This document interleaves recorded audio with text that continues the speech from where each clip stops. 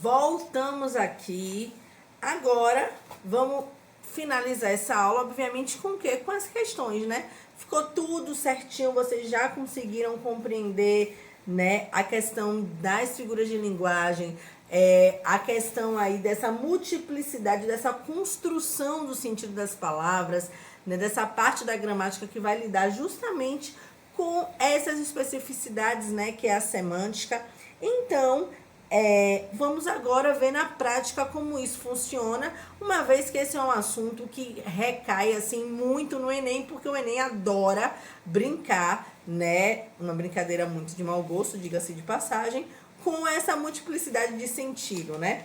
Então vamos lá responder aqui algumas questõezinhas de 2025, 2024, para a gente ver na prática como é que esse conteúdo funciona. Então vamos lá, vamos começar aqui com uma questãozinha, né? Que obviamente a gente vai começar pelos enunciados. Vamos lá? Nesse texto, a estratégia empregada para criticar a constante exposição a palavras, frases e expressões automatizadas é. Então aqui a gente vai ter que ler o texto, senão a gente não vai nem saber do que é que está sendo dito, tá? Então vamos lá, vou fazer aqui a leitura do texto, acompanha aqui comigo. Passando por aqui para lembrar algumas palavras, frases e expressões que nos infernizaram em 2023. Inclusive, passando por aqui. Se você for proativo, vai achar que é o novo normal. Estarão na sua zona de conforto. Mas se for reativo como eu, vai achar que é uma narrativa que precisa ser ressignificada. É uma questão de empatia. É sobre entregar um discurso mais robusto e empoderado. Sei bem que não tenho lugar de fala para harmonizar certos pontos fora da curva e que preciso aplicar toda a minha resiliência para fazer um realinhamento. O nível de fitness está hoje um sarrafo muito alto. O fato é que acho cringe essas falas fora da caixinha. Aliás, falar cringe já é meio cringe. Preciso usar a superação para me reinventar e entender que resenha não tem mais a ver com futebol. É qualquer papo desde que ela tente. Pensando bem, não é tão difícil. Frases feitas são aquelas que entram por um ouvido e saem pelo outro, sem um estágio intermediário no cérebro. A boca fala por conta própria, dispensando-nos de pensar. E não tem problema nisso. Ou as ditas frases se incorporam à língua ou morrem e nascem outras. A língua é assim, simples assim. Então, no texto, né, a gente percebe que a estratégia empregada para criticar a constante exposição a palavras, né, e expressões, essas mudanças da língua que a cada dia que passa acontecem assim muito mais rápido, né? É o quê? Qual é essa estratégia? Letra A. Menção feita à efemeridade de alguns usos linguísticos, não, né, gente? O que é efêmero é algo breve, mas não fala disso, não. B. Subjetividade marcada pela reflexão de que se desenvolve em primeira pessoa, não tem nada a ver, né? Pelo amor de Deus. Efeito estilístico da repetição intencional da palavra assim no último parágrafo? Não, né, gente? Não vai ser por causa de um assim que vai criar toda a questão aí, como é que fala? Para criticar essas palavras. D. Sedução sugerida pelo envolvimento direto do leitor marcado nos usos de você e sua? Não. E, fim, né?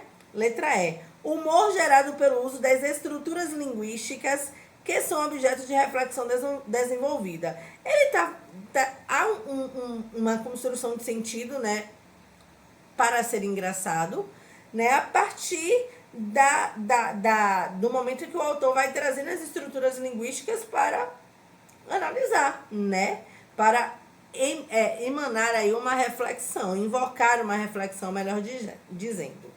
Então, a resposta correta aí, letra E. Vamos para a próxima. Essa questão, né, que a gente acabou de fazer, não é uma questão especificamente que nós vimos uma figura de linguagem específica, mas por que eu trouxe ela? Para a gente perceber aí como ele brinca, né, como ele gosta de ter essa percepção dessa multiplicidade de sentidos, dessa construção de sentido no texto, aqui utilizando pelos recursos da própria língua, tá? Então, foi uma questão que pra gente poder ver essa construção de sentido. Vamos lá.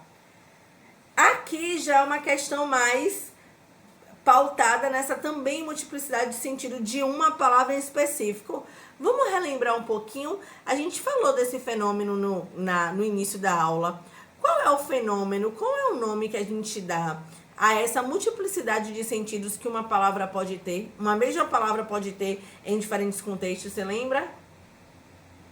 Muito bem, arrasou. Polissemia, ó, poli, muito, né? Semia vem de sentido, então a gente tem aí muitos sentidos. Muito bem, olha como tá bem, vamos lá. Nesse texto, a autora aborda diferentes sentidos da palavra rede para evidenciar. Então, ela já está dizendo aí que tem vários sentidos da palavra rede. Aqui a gente tá trazendo aí a perspectiva de polissemia. Aí vamos aqui. Mas ela está dizendo, essa multiplicidade de sentidos dessa palavra rede, ela é apontada no texto para trazer o quê? Para evidenciar o quê? Para deixar evidenciado o quê? Bora ver? Vamos ter que ler o texto. 19. Cada vez mais somos convocados para dentro das redes, mas não levamos a nossa rede e penduramos no alpendre da casa de um amigo. Não sentimos o cheiro da casa enquanto o café se derrama na xícara ou ouvimos o piar dos passarinhos ou a música da chuva. A rede nos convoca e o que somos lá dentro é o que somos do lado de fora? Ao intervalo entre este eu dentro da tela e o outro que somos, a palavra rede é vasta. Muito legal, né? Uma questãozinha bem tranquila de polissemia, fica bem nítido pra gente. Então, a autora aí, ela tá trazendo a palavra redes de uma forma polissêmica, né? Brincando com os sentidos da palavra rede, para deixar claro o quê? Bora ver aqui? Para evidenciar as formas de comunicação em meios digitais, para evidenciar a necessidade de atualização das mídias sociais, tem nada a ver.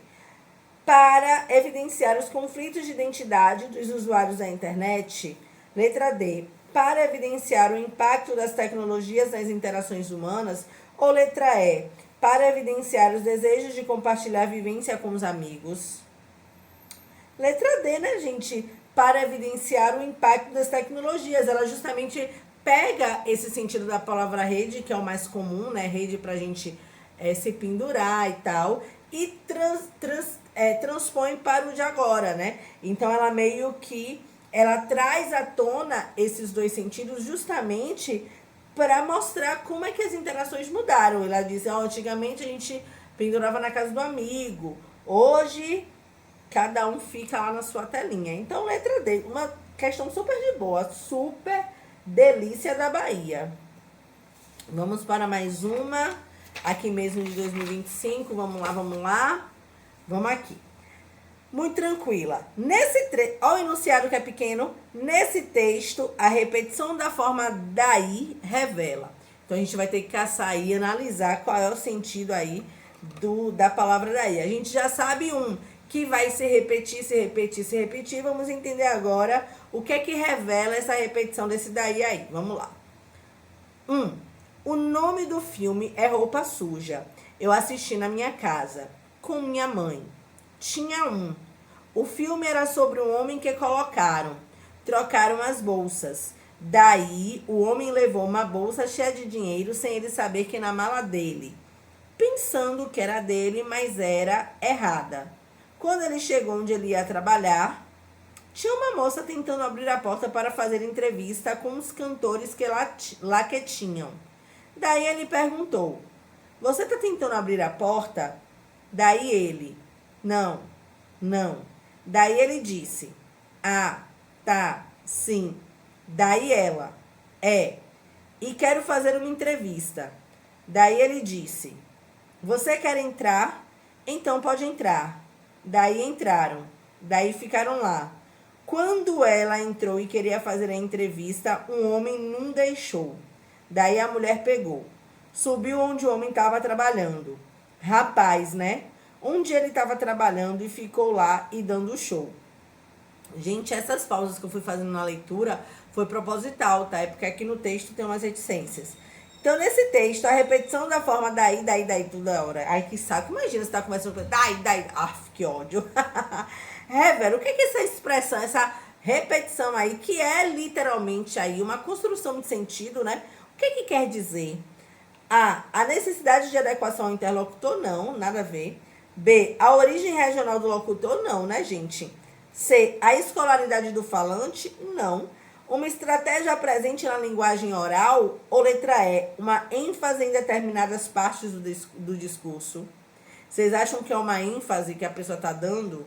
Não, né? A gente percebe aí que esses vícios é muito comum na oralidade, né? Então, assim, aqui essa criatura foi daí, mas, por exemplo, a gente poderia... Eu substituiria o daí aqui, se fosse para mim, pelo oxi.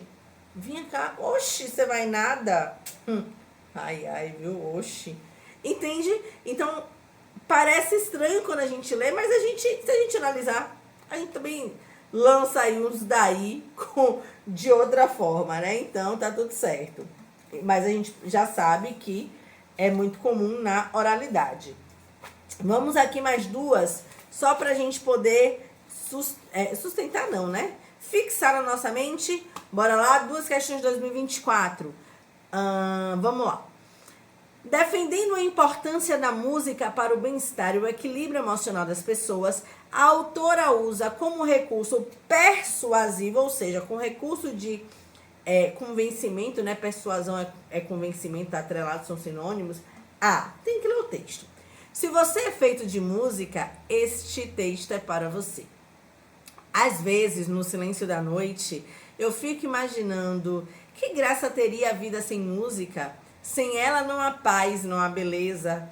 Nos dias de festa e nas madrugadas de pranto, nas trilhas dos filmes e nas corridas no parque, o que seria de nós sem as canções que enfeitam o cotidiano com ritmo e verso? Quem nunca curou uma dor de cotovelo dançando lambada ou terminou de se afundar ouvindo sertanejo sofrência? Quantos já criticaram funk e fecharam a noite descendo até o chão? Eu. Tudo bem. Raul nos ensinou que é preferível ser essa metamorfose ambulante do que ter aquela velha opinião formada sobre tudo. Já somos castigados com o peso das tragédias, o barulho das buzinas, os ruídos dos conflitos. É pau, é pedra, é o fim do caminho.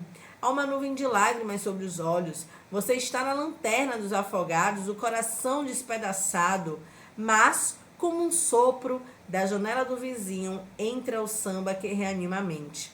Floresce do fundo do nosso quintal a batida que ressuscita o ânimo, sintoniza a alegria e equaliza o fôlego. Levanta, sacode a poeira, dá a volta por cima. Esse texto é tudo! Não sei se vocês entenderam as referências, mas os trechos são partes de músicas, né? Então, logo quando começou, às vezes no silêncio da noite... Sei cantar, não sei, mas o bom de ser professora é que a gente canta e ninguém fala nada. Né? Tem várias, Raul Seixas, eu prefiro ser... O quê? Essa metamorfose ambulante. Imagina eu fazendo o Enem com esse texto, já é cantar horrores. Lá. Não, bora, vamos, foca aqui. Então, defendendo a importância da música para o bem-estar, né? A autora usa como recurso de convencimento o quê? Contradição não, né, gente? Não, metáfora. Ao citar a imagem da metamorfose ambulante, se ela só tivesse trazido esse trecho, tudo bem, mas não é o caso. Intertextualidade. O que é intertextualidade? Intertextualidade, dentro, texto dentro do texto. Você perceba, aqui a gente percebe a presença de intertextualidade. É um texto novo, mas que a gente percebe que ele dialoga com vários outros textos. Então, há sim uma intertextualidade aqui. Mas vamos ver as outras? Enumeração? Não tem uma enumeração, né? E a letra E, hipérbole, exagero, a gente já falou sobre ela. Não tem um exagero, né? Porque aqui as palavras que tem são próprias de outros trechos de músicas. Então, sim, 37, questão gabarito, letra C, intertextualidade, ao resgatar versos de letras de canções. Questão fácil, um presente desse. Vamos agora, uma boneca dessa. Bora, a boa de hoje, para você não se cansar. Vamos aqui. Apesar de haver marcas formais de carta e receita, a característica que define esse texto como poema é o... O que caracteriza um texto como poema? Essa é uma... Olha só, essa aqui é uma questão que eu responderia sem ler o texto. Por quê? Porque ele não quer saber sobre o conteúdo. Ele está dizendo, ó... qual é a característica que define esse texto como poema? Ele não está querendo saber sobre o conteúdo do texto, percebe? Ele está querendo saber quais são as características que vão definir esse texto aqui como sendo um poema e não sendo uma notícia, por exemplo. Vamos tentar ler as alternativas só para a gente ver se a gente conseguiria acertar? Vocês acham que esse texto aí, que tem o título Feijoada Minha Moda, ele é um poema porque é uma nomeação de um interlocutor? O que é nomeação? Vou traduzir isso aqui. Há o nome de uma pessoa, é por isso que um poema é um poema, porque há o nome de alguém? Não, vamos lá. Manifestação de intimidade. Perceba que quando ele traz isso, é alguma coisa referente ao conteúdo, não tem nada a ver com a característica do texto, do gênero. Vamos lá. Descrição de procedimentos. Se fosse pelo conteúdo, descrição de procedimentos normalmente não está para um poema, né? Utilização de uma linguagem expressiva. Normalmente um poema ele traz o quê? Expressividade, figuras de linguagem, não é? Subjetividade. Quando a gente fala de linguagem expressiva, é essa linguagem subjetiva, essa linguagem que brinca com as palavras, com os sentidos delas. Isso é característica de um poema.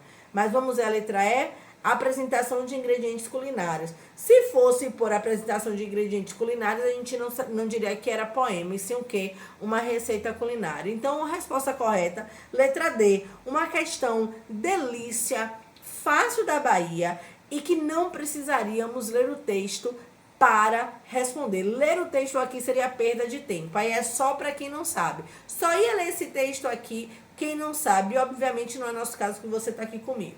E tá sabendo. E antes de saber, a gente também tem o quê? Estratégia para aprender o negócio. Beijo! Até a próxima aula. Espero você, hein? Bons estudos. Fui!